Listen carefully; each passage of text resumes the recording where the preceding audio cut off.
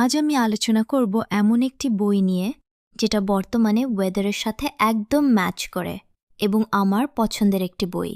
আসসালামু আলাইকুম, whispers with Rifa পেজে আপনাদের স্বাগতম।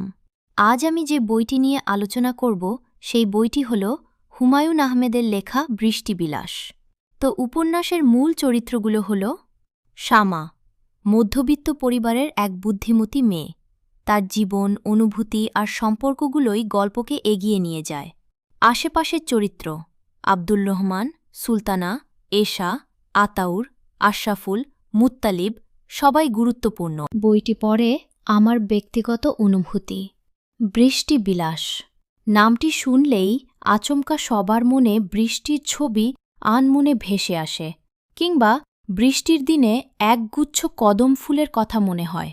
কিন্তু হুমায়ূন আহমেদের লেখা বৃষ্টিবিলাস কোনো বৃষ্টির কাহিনীকে নিয়ে লেখা নয়, বরং বৃষ্টিভীতি নিয়ে লেখা।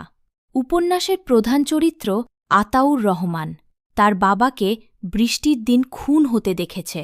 সেজন্য বর্ষাকাল আসলে কিংবা বৃষ্টির দিনে তার মাথার পাগলামো ভাব দেখা দেয়।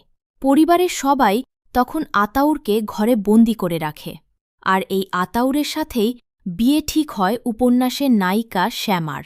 শ্যামার পরিবার যখন জানতে পারে ছেলে পাগল, বিয়ে তখন ভেঙে যায়। ঘটনাচক্রে শ্যামার সাথে আরও এক ছেলের পরিচয় হয়। তার বান্ধবীর বিয়েতে তিনিও শ্যামাকে বিয়ের প্রস্তাব দেয়, কিন্তু শ্যামার মনে সেই পাগল মানুষটির প্রতি গভীর অনুরাগ জন্ম হয়। তাই সে সব ছেড়ে সেই পাগল মানুষটিকেই আপন করে নেওয়ার সিদ্ধান্ত নেয়। উপন্যাসের পড়তে পড়তে রয়েছে ভালোবাসার ছোঁয়া। মধ্যবিত্ত পরিবারে টানা পোড়ন নিয়ে গড়া হুমায়ূন আহমেদের একটি সার্থক উপন্যাস।